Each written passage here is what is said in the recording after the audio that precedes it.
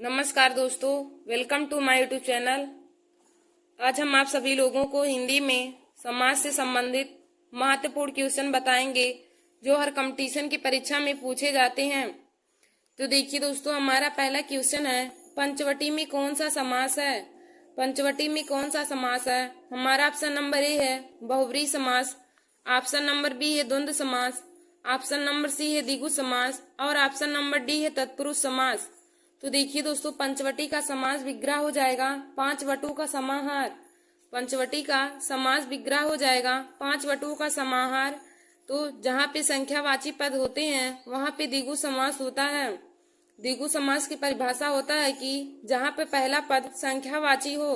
तो पंचवटी में हमारा जो पांच आ रहा है यह संख्यावाची पद है, तो यहाँ पे द्विगु समास हो जाएगा। तो इसका right answer option number C द्विगु समास हो जाएगा। पंचवटी में द्विगु समास हो जाएगा। फिर देखिए दोस्तों, हमारा अगला क्वेश्चन है, देशभक्ति में कौन सा समास है? देशभक्ति में कौन सा समास है? हमारा ऑप्शन नंबर ए है अव्ययी भाव समास, ऑप्शन नंबर बी है तत्पुरुष समास, ऑप्शन नंबर सी है बहुव्रीहि समास और ऑप्शन नंबर डी है द्वंद्व समास। तो देखिए दोस्तों, देशभक्ति का हम जब समास विग्रह करेंगे तो हो जाएगा देश के लिए भक्ति। देशभक्ति का समास विग्रह हो जाएगा देश के लिए भक्ति, यानी कि यहाँ पे हमारा संप्रदान तत्पुरुष समास आ रहा है और संप्रदान तत्पुरुष समास हमारा तत्पुरुष समास का प्रकार है। तो दोस्तों, देशभक्ति में तत्पुरुष समास हो जाएगा। तो इसका right answer option number B तत्पुरुष समास हो जाएगा। फिर देखिए दोस्तों, हमारा अगला क्वेश्चन है, यथासंभव में कौन सा समास है? यथासंभव में कौन सा समास है? हमारा ऑप्शन नंबर ए है अव्ययी भाव समास, ऑप्शन नंबर बी है कर्मधारय समास, ऑप्शन नंबर सी है तत्पुरुष समास और ऑप्शन नंबर डी है द्विगु समास। तो देखिए दोस्तों, यथासंभव का समास विग्रह जब करेंगे तो हो जाएगा जितना संभव हो, या फिर हम कह सकते हैं यथासंभव में हमारा जो यथा है यह उपसर्ग लगा हुआ है। तो देखिए दोस्तों, जिस भी समास में उपसर्ग का प्रयोग होता है वहां पे अव्ययी भाव समास होता है। तो यहाँ पे अव्ययी भाव समास हो जाएगा, यथासंभव में अव्ययी भाव समास हो जाएगा। तो इसका right answer option number A अव्ययी भाव समास हो जाएगा। फिर दोस्तों, हमारा अगला क्वेश्चन है, परमेश्वर में कौन सा समास है? परमेश्वर में कौन सा समास है? हमारा ऑप्शन नंबर ए है द्वंद्व समास, ऑप्शन नंबर बी है कर्मधारय समास, ऑप्शन नंबर सी है अव्ययी भाव समास और ऑप्शन नंबर डी है तत्पुरुष समास। तो देखिए दोस्तों, परमेश्वर परम है जो ईश्वर, परमेश्वर का समास विग्रह हो जाएगा परम है जो ईश्वर, यानी कि यहाँ ईश्वर की विशेषता बताई जा रही है। तो दोस्तों, जहाँ पर किसी भी शब्द या किसी भी व्यक्ति या किसी भी वस्तु की विशेषता की बताई जाए वहां पे कर्मधारय समास होता है। तो परमेश्वर में कर्मधारय समास हो जाएगा। तो इसका right answer option number B कर्मधारय समास हो जाएगा। फिर देखिए दोस्तों, हमारा अगला क्वेश्चन है, मुंबई में गगनचुंबी इमारतें बहुत हैं। मुंबई में गगनचुंबी इमारतें बहुत हैं, रेखांकित शब्द में कौन सा समास समाहित है? यानी कि देखिए दोस्तों, यहाँ पे रेखांकित शब्द जो है यह गगनचुंबी है और इसमें पूछा है कि गगनचुंबी में कौन सा समास है। तो हमारा ऑप्शन नंबर ए है तत्पुरुष समास, ऑप्शन नंबर बी है कर्मधारय समास, ऑप्शन नंबर सी है द्विगु समास और ऑप्शन नंबर डी है अव्ययी भाव समास।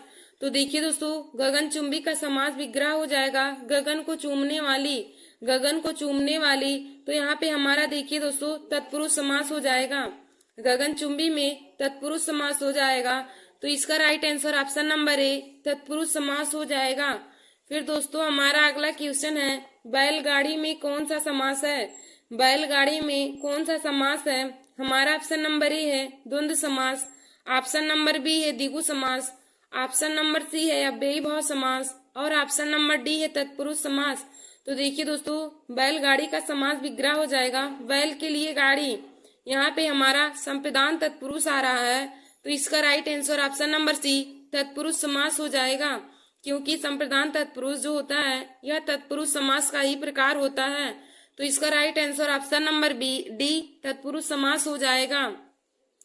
फिर देखिए दोस्तों, हमारा अगला क्वेश्चन है, शास्त्र प्रवीण महाविद्यालय में पीताम्बर धारण करने आते हैं, उस वाक्य में तत्पुरुष समास कौन से शब्द में है?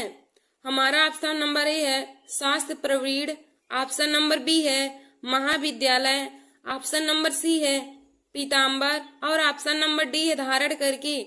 तो देखिए दोस्तों, शास्त्र प्रवीण जो है इसमें तत्पुरुष समास है और महाविद्यालय को पूछे तो यहाँ पे कर्मधारय समास हो जाएगा, और यदि पीताम्बर पूछे तो पीताम्बर में बहुव्रीहि समास हो जाएगा।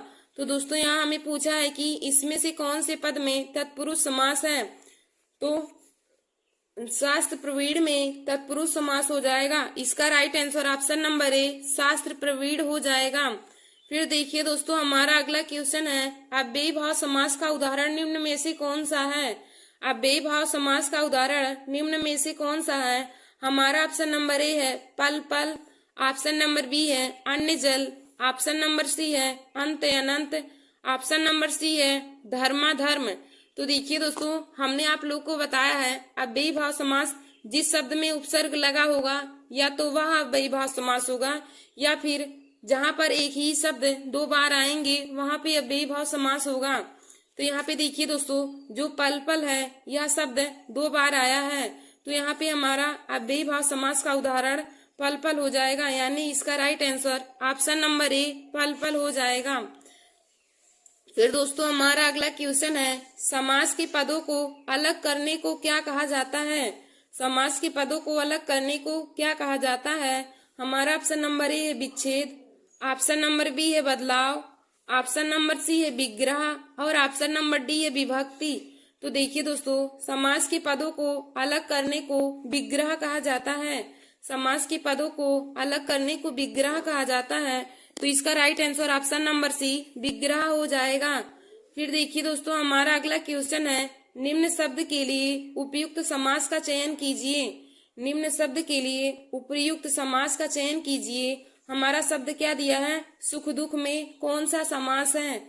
हमारा ऑप्शन नंबर ए है द्वंद्व समास, ऑप्शन नंबर बी है द्विगु समास, ऑप्शन नंबर सी है अव्ययी भाव समास और ऑप्शन नंबर डी है कर्मधारय समास। तो देखिए दोस्तों, सुख दुख का समास विग्रह हो जाएगा सुख और दुख। सुख दुख का समास विग्रह हो जाएगा सुख और दुख, यानी कि जहाँ पर कोई भी पद एक दूसरे से कम ना हो, या फिर हम कह सकते हैं जहाँ पे दोनों पद प्रधान हो वहां पे द्वंद्व समास होता है। तो दोस्तों, सुख और दुख में द्वंद्व समास हो जाएगा। इसका राइट आंसर ऑप्शन नंबर ए द्वंद्व समास हो जाएगा। फिर दोस्तों, हमारा अगला क्वेश्चन है कौन सा शब्द बहुव्रीहि समास के अंतर्गत आता है।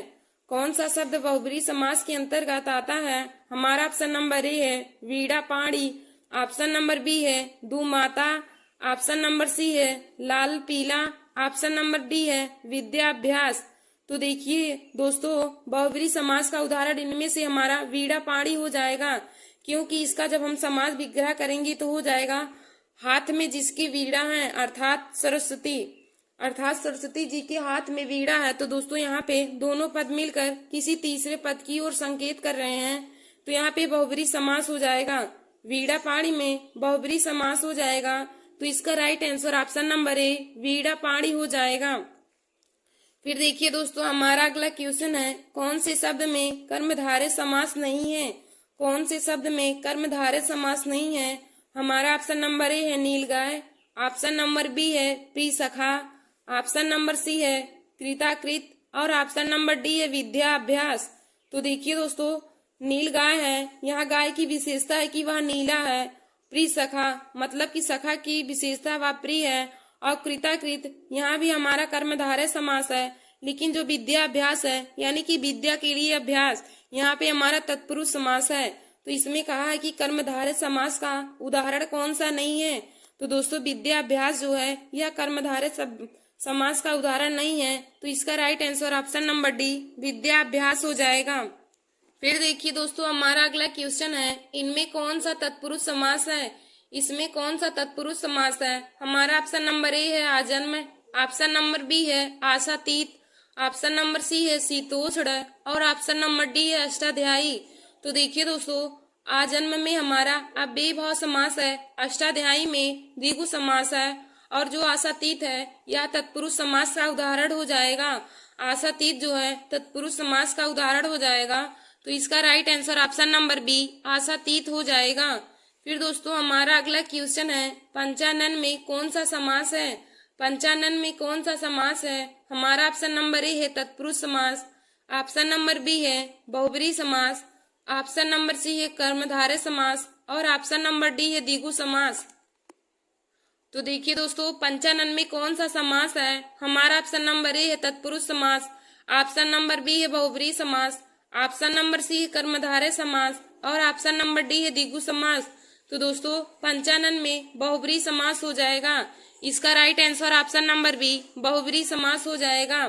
फिर दोस्तों, हमारा अगला क्वेश्चन है, गंगा जल शब्द में कौन सा समास है? गंगा जल शब्द में कौन सा समास है? हमारा ऑप्शन नंबर ए है तत्पुरुष समास, ऑप्शन नंबर बी है द्वंद्व समास, ऑप्शन नंबर सी है अव्ययी भाव समास और ऑप्शन नंबर डी है कर्मधारय समास। तो देखिए दोस्तों, गंगा जल का समास विग्रह हो जाएगा गंगा का जल। गंगा का जल यानी कि यहाँ पे तत्पुरुष समास हो जाएगा। तो इसका राइट आंसर ऑप्शन नंबर ए तत्पुरुष समास हो जाएगा। फिर दोस्तों, हमारा अगला क्वेश्चन है, सतसई शब्द में कौन सा समास है? सतसई शब्द में कौन सा समास है? हमारा ऑप्शन नंबर ए है कर्मधारय समास, ऑप्शन नंबर बी है द्विगु समास, ऑप्शन नंबर सी है तत्पुरुष समास और ऑप्शन नंबर डी है द्वंद्व समास। तो देखिए दोस्तों, सतसई का समास विग्रह हो जाएगा 700 दोहों का समाहार। 700 दोहों का समाहार यानी कि यहाँ पर भी हमारा संख्यावाची पद आ रहा है।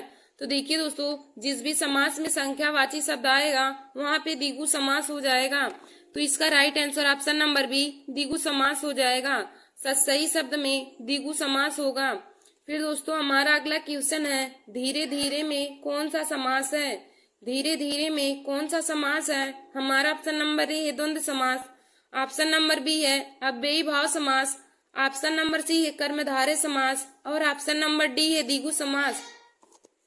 तो देखिए दोस्तों, धीरे धीरे में अव्ययी भाव समास हो जाएगा क्योंकि यहाँ पे एक शब्द 2 बार आ रहे हैं और हमने आप लोग को बताया है जब एक ही शब्द 2 बार आएंगे तो वहां पे अव्ययी भाव समास हो जाएगा। तो धीरे धीरे में अव्ययी भाव समास हो जाएगा। इसका right answer option number B अव्ययी भाव समास हो जाएगा। फिर देखिए दोस्तों, हमारा अगला क्वेश्चन है, किस समास में दोनों पद मिलकर एक नया अर्थ प्रकट करते हैं? किस समास में दोनों पद मिलकर एक नया अर्थ प्रकट करते हैं?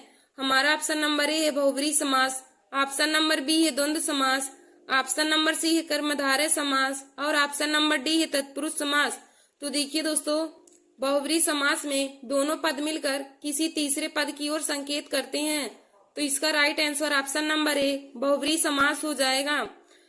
बहुब्रीहि समास में दोनों पद मिलकर एक नया अर्थ प्रकट करते हैं। तो इसका right answer option number A बहुब्रीहि समास हो जाएगा। फिर देखिए दोस्तों, हमारा अगला है, गौशाला में कौन सा समास है? गौशाला में कौन सा समास है? हमारा ऑप्शन नंबर ए है द्विगु समास, ऑप्शन नंबर बी है द्वंद्व समास, ऑप्शन नंबर सी है तत्पुरुष समास और ऑप्शन नंबर डी है अव्ययी भाव समास। तो देखिए दोस्तों, गौशाला का समास विग्रह हो जाएगा गायों के लिए शाला। गायों के लिए शाला अर्थात गौशाला हो जाएगा। तो दोस्तों, यहाँ पे हमारा संप्रदान तत्पुरुष हो जाएगा और संप्रदान तत्पुरुष हमारा तत्पुरुष समास का ही प्रकार होता है। तो इसका right answer option number C तत्पुरुष समास हो जाएगा। गौशाला में तत्पुरुष समास हो जाएगा। फिर दोस्तों, हमारा अगला क्वेश्चन है, जलधि में कौन सा समास है? जलधि में कौन सा समास है? हमारा ऑप्शन नंबर ए है कर्मधारय समास, ऑप्शन नंबर बी है तत्पुरुष समास, ऑप्शन नंबर सी है अव्ययी भाव समास और ऑप्शन नंबर डी है द्वंद्व समास। तो देखिए दोस्तों, जलधि में तत्पुरुष समास है। जलधि में तत्पुरुष समास है। तो इसका right answer option number B तत्पुरुष समास हो जाएगा। फिर दोस्तों, हमारा अगला क्वेश्चन है, योगदान में कौन सा समास है? योगदान में कौन सा समास है? हमारा ऑप्शन नंबर ए है तत्पुरुष समास, ऑप्शन नंबर बी है कर्मधारय समास, ऑप्शन नंबर सी है बहुब्रीहि समास और ऑप्शन नंबर डी है अव्ययी भाव समास। तो देखिए दोस्तों, योगदान मतलब योग के लिए दान, योगदान मतलब योग के लिए दान। तो यहाँ पर भी हमारा संप्रदान तत्पुरुष आ रहा है और इसमें हमारा तत्पुरुष समास हो जाएगा। तो इसका राइट आंसर ऑप्शन नंबर ए तत्पुरुष समास हो जाएगा। फिर देखिए दोस्तों, हमारा अगला क्वेश्चन है, देव जो महान है, देव जो महान है यह किस समास का उदाहरण है? हमारा ऑप्शन नंबर ए है कर्मधारय समास, ऑप्शन नंबर बी है बहुब्रीहि समास, ऑप्शन नंबर सी है तत्पुरुष समास और ऑप्शन नंबर डी है अव्ययी भाव समास। तो देखिए दोस्तों, देव जो महान है यह कर्मधारय समास का उदाहरण है। देव जो महान है यह कर्मधारय समास का उदाहरण है। तो इसका right answer option number A कर्मधारय समास हो जाएगा। फिर दोस्तों हमारा अगला क्वेश्चन है, परमानंद में कौन सा समास है? परमानंद में कौन सा समास है? हमारा ऑप्शन नंबर ए द्वंद्व समास, ऑप्शन नंबर बी है कर्मधारय समास, ऑप्शन नंबर सी है अव्ययी भाव समास और ऑप्शन नंबर डी है बहुव्रीहि समास। तो देखिए दोस्तों, परमानंद का समास विग्रह हो जाएगा, परम है जो आनंद, यानी कि कर्मधारय समास हो जाएगा। इसका right answer option number B कर्मधारय समास हो जाएगा। फिर दोस्तों हमारा अगला क्वेश्चन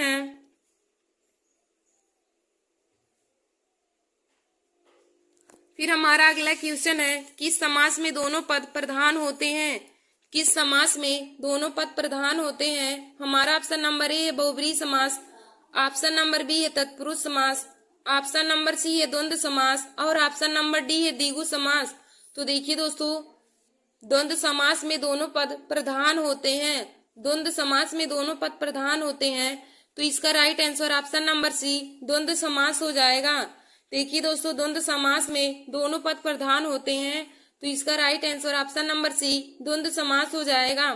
फिर दोस्तों हमारा अगला क्वेश्चन है, जिस समास में प्रथम पद संख्यावाची तथा अंतिम पद संज्ञा हो वह कौन सा समास कहलाता है?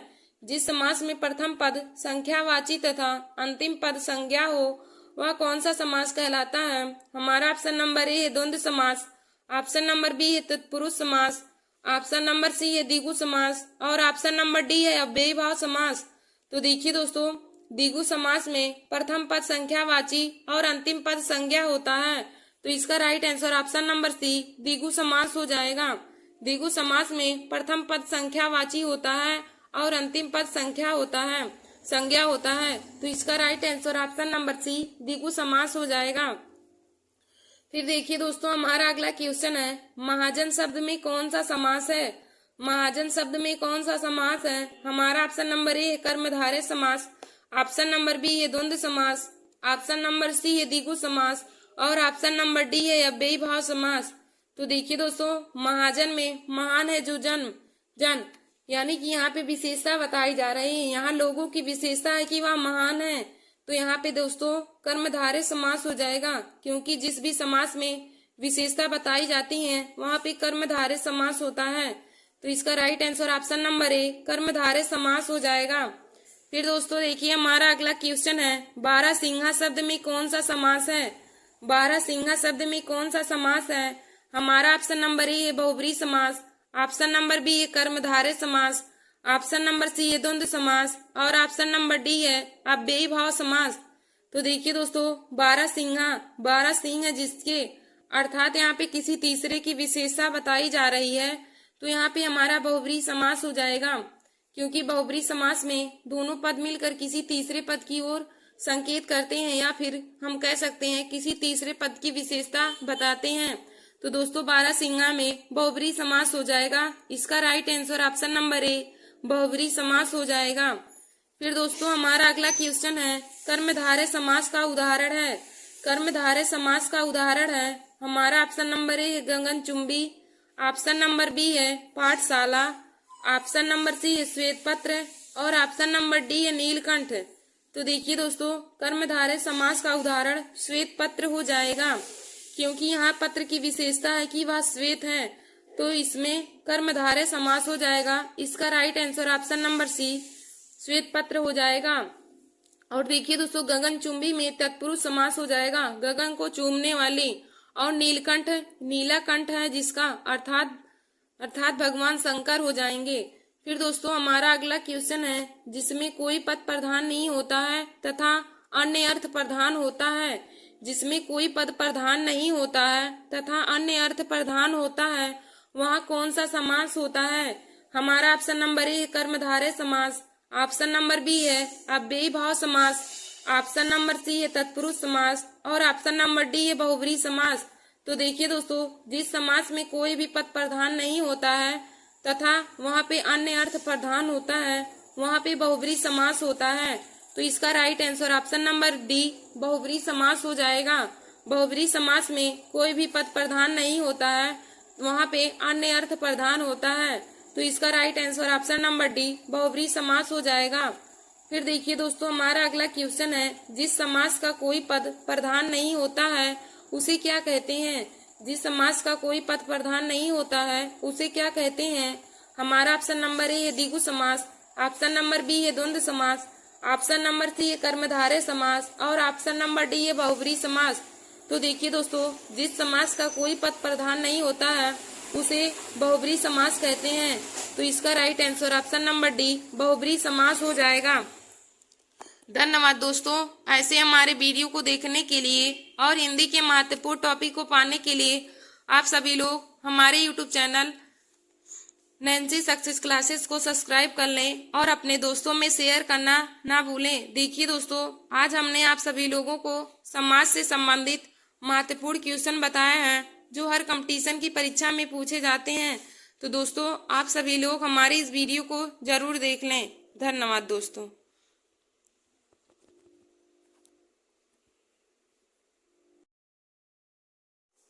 नमस्कार दोस्तों, welcome to my YouTube channel.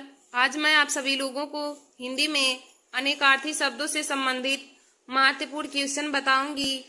देखिए दोस्तों, आज का हमारा हिंदी में टॉपिक है अनेकार्थी शब्द, यानी कि पर्यायवाची शब्द से संबंधित महत्वपूर्ण क्वेश्चन बताऊंगी जो हर कंपटीशन की परीक्षा में पूछे जाते हैं। तो आइए दोस्तों, हमारा पहला क्वेश्चन है, चंद्रमा तथा ब्राह्मण के लिए एक शब्द है। चंद्रमा तथा ब्राह्मण के लिए एक शब्द है। हमारा ऑप्शन नंबर ए है सोम, ऑप्शन नंबर बी है द्विज, ऑप्शन नंबर सी है वर्ण और ऑप्शन नंबर डी है श्रेष्ठ। तो देखिए दोस्तों, चंद्रमा तथा ब्राह्मण के लिए एक शब्द द्विज होता है। चंद्रमा तथा ब्राह्मण के लिए एक शब्द द्विज होता है। तो इसका right answer option number B द्विज हो जाएगा। देखिए दोस्तों, चंद्रमा और ब्राह्मण के लिए एक शब्द द्विज हो जाएगा। तो इसका right answer option number B हो जाएगा। फिर दोस्तों, हमारा अगला क्वेश्चन है, अवगुंठन का अर्थ है। अवगुंठन का अर्थ है, हमारा ऑप्शन नंबर ए है घूंघट, ऑप्शन नंबर बी है अंगूठा, ऑप्शन नंबर सी है गांठ बांधना और ऑप्शन नंबर डी है गूंथना। तो देखिए दोस्तों, अवगुंठन का अर्थ घूंघट होता है। अवगुंठन का अर्थ घूंघट होता है। तो इसका राइट आंसर ऑप्शन नंबर ए घूंघट हो जाएगा। फिर देखिए दोस्तों, हमारा अगला क्वेश्चन है, एसड़ा का अर्थ है। एसड़ा का अर्थ है, तो हमारा ऑप्शन नंबर ए है घृणा, ऑप्शन नंबर बी है अनिच्छा, ऑप्शन नंबर सी है अभिलाषा और ऑप्शन नंबर डी है उपर्युक्त में से कोई नहीं। देखिए दोस्तों, एसड़ा का अर्थ है अभिलाषा होता है। एसड़ा का अर्थ अभिलाषा यानी कि इच्छा यानी कि कामना होता है। तो एसड़ा का अर्थ हो जाएगा अभिलाषा। तो इसका right answer option number C अभिलाषा हो जाएगा। फिर देखिए दोस्तों, हमारा अगला क्वेश्चन है, दैवज्ञ का अर्थ है। दैवज्ञ का अर्थ है, हमारा ऑप्शन नंबर ए है देवता, ऑप्शन नंबर बी है ज्योतिषी, ऑप्शन नंबर सी है किन्नर और ऑप्शन नंबर डी है गंधर्व। तो देखिए दोस्तों, दैवज्ञ का अर्थ है ज्योतिषी होता है। दैवज्ञ का अर्थ ज्योतिषी होता है। तो इसका right answer option number B ज्योतिषी हो जाएगा। फिर देखिए दोस्तों, हमारा अगला क्वेश्चन है, द्विज के अनेकार्थी शब्दों में से निम्नलिखित में से कौन सा एक शब्द नहीं आता है? द्विज के अनेकार्थी शब्दों में से निम्नलिखित में से कौन सा एक शब्द नहीं आता है? तो हमारा ऑप्शन नंबर ए है ब्राह्मण, ऑप्शन नंबर बी है पक्षी, ऑप्शन नंबर सी है दांत और ऑप्शन नंबर डी है विदेह। तो देखिए दोस्तों, द्विज का पर्यायवाची शब्द ब्राह्मण होता है, पक्षी होता है और दांत होता है, लेकिन विदेह नहीं होता है। तो इसका right answer option number D विदेह हो जाएगा। फिर दोस्तों, हमारा अगला क्वेश्चन है, अनेकार्थी शब्द नाग का निम्नलिखित में से एक अर्थ है। अनेकार्थी शब्द नाग का निम्नलिखित में से एक शब्द क्या है?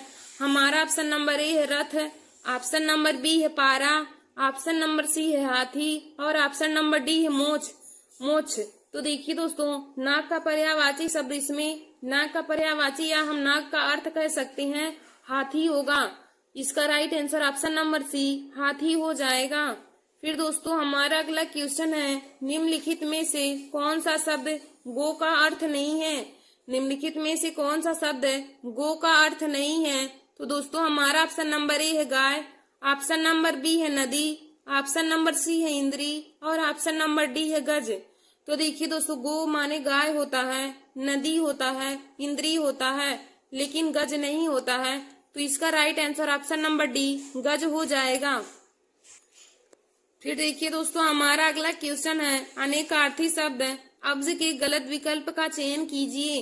अनेकार्थी शब्द अब्ज के गलत विकल्प का चयन कीजिए। हमारा ऑप्शन नंबर ए है शंख, ऑप्शन नंबर बी है चंद्रमा, ऑप्शन नंबर सी है मेघ और ऑप्शन नंबर डी है कपूर। तो देखिए दोस्तों, अब्ज का सही अर्थ है मेघ नहीं होता है, तो यह इसका गलत अर्थ है। तो इसका right answer option number C मेघ हो जाएगा। फिर दोस्तों, हमारा अगला क्वेश्चन है निम्नलिखित शब्दों में से एक का अर्थ पतवार भी है। निम्नलिखित शब्दों में से एक का अर्थ पतवार भी है। हमारा ऑप्शन नंबर ए है कान, ऑप्शन नंबर बी है कड़, ऑप्शन नंबर सी है श्रुति और ऑप्शन नंबर डी है श्रवणेंद्री। तो देखिए दोस्तों, पतवार का अर्थ है कड़ होता है। पतवार का अर्थ कड़ होता है, तो इसका right answer option number B कड़ हो जाएगा। फिर दोस्तों, हमारा अगला क्वेश्चन है निम्नलिखित में से कौन सा शब्द पानी का भी अर्थ देता है। निम्नलिखित में से कौन सा शब्द पानी का भी अर्थ देता है। तो हमारा ऑप्शन नंबर ए है जंगल, ऑप्शन नंबर बी है वन, ऑप्शन नंबर सी है अरण्य और ऑप्शन नंबर डी है कानन।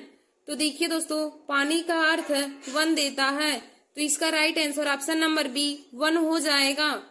फिर दोस्तों, हमारा अगला क्वेश्चन है इनमें से कौन सा शब्द अंबर का अनेकार्थी है। इनमें से कौन सा शब्द अंबर का अनेकार्थी है। हमारा ऑप्शन नंबर ए है गगन, ऑप्शन नंबर बी है पृथ्वी, ऑप्शन नंबर सी है चंद्रमा और ऑप्शन नंबर डी है वायु। तो देखिए दोस्तों, अंबर का अर्थ होता है गगन। अंबर का अर्थ गगन होता है, तो इसका right answer option number A गगन हो जाएगा। फिर देखिए दोस्तों, हमारा अगला क्वेश्चन है अचल शब्द का अर्थ स्थिर होता है। अचल शब्द का अर्थ स्थिर होता है और इसका दूसरा अर्थ क्या होगा। हमारा ऑप्शन नंबर ए है चलायमान, ऑप्शन नंबर बी है निश्चल, ऑप्शन नंबर सी है स्थिर और ऑप्शन नंबर डी है गतिमान। तो देखिए दोस्तों, अचल का एक शब्द स्थिर होता है और दूसरा अर्थ निश्चल होता है, तो इसका right answer option number B निश्चल हो जाएगा। फिर देखिए दोस्तों, हमारा अगला क्वेश्चन है कौन सा शब्द द्विज का अनेकार्थी नहीं है। कौन सा शब्द द्विज का अनेकार्थी नहीं है। हमारा ऑप्शन नंबर ए है चंद्रमा, ऑप्शन नंबर बी है पक्षी, ऑप्शन नंबर सी है दांत और ऑप्शन नंबर डी है सिंह। तो देखिए दोस्तों, द्विज का अर्थ चंद्रमा होता है, पक्षी होता है, दांत होता है, लेकिन सिंह नहीं होता है, तो इसका right answer option number D Singh हो जाएगा। फिर देखिए दोस्तों, हमारा अगला क्वेश्चन है निम्नलिखित विकल्पों में से मत्सर शब्द का अनेकार्थी रूप है। निम्नलिखित विकल्पों में से मत्सर शब्द का अनेकार्थी रूप है। तो हमारा ऑप्शन नंबर ए है क्रोध, ऑप्शन नंबर बी है राग, ऑप्शन नंबर सी है द्वेष और ऑप्शन नंबर डी है ईर्ष्या। तो देखिए दोस्तों, मत्सर का अनेकार्थी शब्द राग नहीं होता है, तो इसका right answer option number B राग हो जाएगा। फिर देखिए दोस्तों, हमारा अगला क्वेश्चन है सर्प, मेघ, हरिण किस शब्द के अनेकार्थी शब्द हैं। सर्प, मेघ, हरिण किस शब्द के अनेकार्थी शब्द हैं। हमारा ऑप्शन नंबर ए है सारंग, ऑप्शन नंबर बी है नारंग, ऑप्शन नंबर सी है सारंग और ऑप्शन नंबर डी है सडंग। तो देखिए दोस्तों, सर्प, मेघ, हरिण, सारंग के अनेकार्थी शब्द हैं, तो इसका राइट आंसर ऑप्शन नंबर ए सारंग हो जाएगा।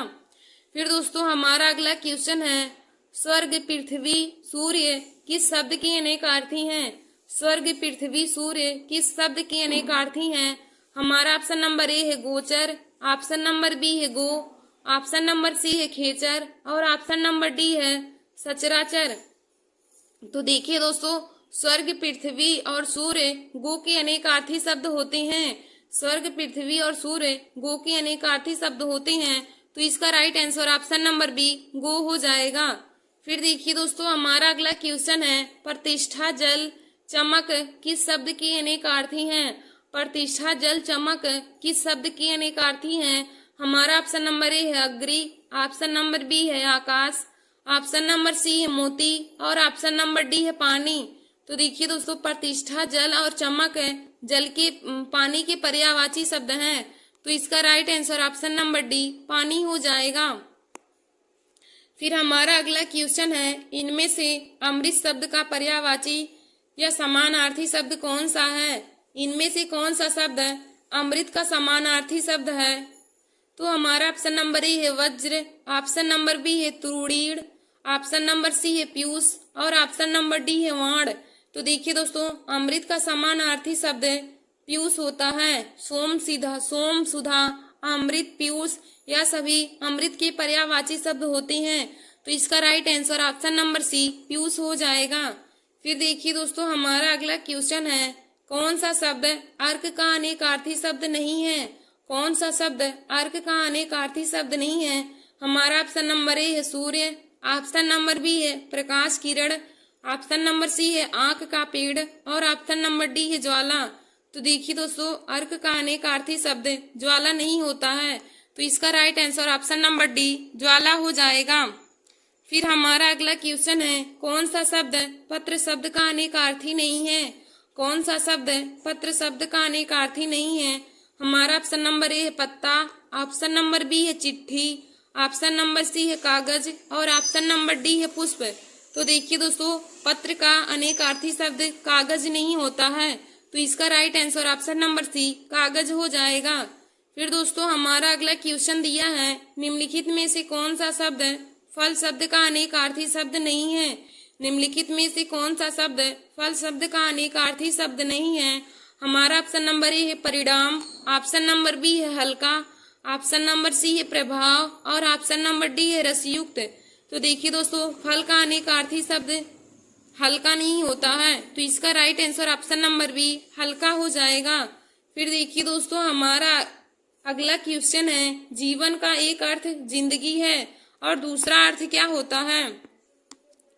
जीवन का एक अर्थ जिंदगी है और दूसरा अर्थ क्या होता है? हमारा ऑप्शन नंबर ए है पानी, ऑप्शन नंबर बी है जीने का ढंग, ऑप्शन नंबर सी है वायु और ऑप्शन नंबर डी है प्राणी। तो देखिए दोस्तों, जीवन का एक अर्थ जिंदगी होता है और दूसरा अर्थ पानी होता है, क्योंकि पानी को भी जीवन कहा जाता है। तो इसका राइट आंसर ऑप्शन नंबर ए पानी हो जाएगा। फिर दोस्तों, हमारा अगला क्वेश्चन है, निम्नलिखित में से एक शब्द घन का अनेकार्थी शब्द नहीं है? निम्नलिखित में से कौन सा एक शब्द घन का अनेकार्थी शब्द नहीं है? तो हमारा ऑप्शन नंबर ए है बादल, ऑप्शन नंबर बी है घना, ऑप्शन नंबर सी है घनिष्ठ और ऑप्शन नंबर डी है हथौड़ा। तो देखिए दोस्तों, घन का अनेकार्थी शब्द बादल होता है, घना होता है, हथौड़ा होता है, लेकिन घनिष्ठ नहीं होता है। तो इसका right answer option number C घनिष्ठ हो जाएगा। फिर दोस्तों, हमारा अगला क्वेश्चन है, यह शब्द रस का अनेकार्थी शब्द नहीं है। मतलब कि निम्न में से कौन सा शब्द रस का अनेकार्थी शब्द नहीं है? तो हमारा ऑप्शन नंबर ए है रूप, ऑप्शन नंबर बी है स्वाद, ऑप्शन नंबर सी है पानी और ऑप्शन नंबर डी है पारा। तो देखिए दोस्तों, पारा जो होता है यह रस का अनेकार्थी शब्द नहीं होता है। तो इसका right answer option number D पारा हो जाएगा। फिर दोस्तों, हमारा अगला क्वेश्चन है, निम्नलिखित शब्दों में से एक वर का अनेकार्थी शब्द नहीं है। निम्नलिखित शब्दों में से कौन सा एक शब्द वर का अनेकार्थी शब्द नहीं है? तो हमारा ऑप्शन नंबर ए है श्रेष्ठ, ऑप्शन नंबर बी है वरदान, ऑप्शन नंबर सी है पति और ऑप्शन नंबर डी है सुवर्ण। तो देखिए दोस्तों, वर का अर्थ श्रेष्ठ होता है, वरदान होता है, पति होता है, लेकिन सुवर्ण नहीं होता है। तो इसका right answer option number D सुवर्ण हो जाएगा। वर का अनेकार्थी शब्द सुवर्ण नहीं होता है। तो इसका right answer option number D सुवर्ण हो जाएगा। फिर देखिए दोस्तों, हमारा अगला क्वेश्चन है, भक्ति का अर्थ नहीं है। भक्ति का अर्थ नहीं है। तो हमारा ऑप्शन नंबर ए है सेवा, ऑप्शन नंबर बी है पूजा, ऑप्शन नंबर सी है श्रद्धा और ऑप्शन नंबर डी है कविता। तो देखिए दोस्तों, भक्ति का अर्थ होता है सेवा करना, पूजा करना और श्रद्धा करना, लेकिन कविता नहीं होता है। तो इसमें भक्ति का अर्थ कविता नहीं होगा। तो इसका right answer option number D कविता हो जाएगा। फिर देखिए दोस्तों, हमारा अगला क्वेश्चन है, कनक धतूरा किसका पर्यायवाची है? कनक धतूरा निम्न में से किसका पर्यायवाची है? तो हमारा ऑप्शन नंबर ए है प्रसाद, ऑप्शन नंबर बी है कसौटी, ऑप्शन नंबर सी है आभूषण और ऑप्शन नंबर डी है सोना। तो देखिए दोस्तों, कनक धतूरा जो होता है यह सोना का पर्यायवाची शब्द होता है। कनक धतूरा जो है यह सोना का पर्यायवाची होता है। तो इसका right answer option number D सोना हो जाएगा। फिर देखिए दोस्तों, हमारा अगला क्वेश्चन है, निम्नलिखित शब्दों में से एक शब्द का अर्थ नौका है। निम्नलिखित शब्दों में से एक शब्द का अर्थ नौका है। तो हमारा ऑप्शन नंबर ए है तरड़ी, ऑप्शन नंबर बी है तरुड़, ऑप्शन नंबर सी है तरड़ी और ऑप्शन नंबर डी है तरड़। तो देखिए दोस्तों, नौका का अर्थ तरड़ी होता है। नौका का अर्थ तरड़ी होता है, तो इसका right answer option number A तरड़ी हो जाएगा। फिर देखिए दोस्तों, हमारा अगला क्वेश्चन है, निम्नलिखित शब्दों में से एक का अर्थ स्त्री है। निम्नलिखित शब्दों में से एक का अर्थ स्त्री है। हमारा ऑप्शन नंबर ए है अंगजा, ऑप्शन नंबर बी है अंगना, ऑप्शन नंबर सी है आंगन और ऑप्शन नंबर डी है अंगार। तो देखिए दोस्तों, स्त्री का अर्थ है अंगना होता है। स्त्री का अर्थ अंगना होता है, तो इसका right answer option number B अंगना हो जाएगा। धन्यवाद दोस्तों। ऐसे ही हमारे वीडियो को देखने के लिए और हिंदी के महत्वपूर्ण टॉपिक को पाने के लिए आप सभी लोग हमारे YouTube channel Nancy success classes को सब्सक्राइब कर लें और अपने दोस्तों में शेयर करना ना भूलें। देखिए दोस्तों, आज हमने आप सभी लोगों को हिंदी में अनेकार्थी शब्दों से संबंधित महत्वपूर्ण क्वेश्चन बताए हैं जो हर कंपटीशन की परीक्षा में पूछे जाते हैं। तो दोस्तों, आप लोग इसे जरूर देख लें। धन्यवाद दोस्तों।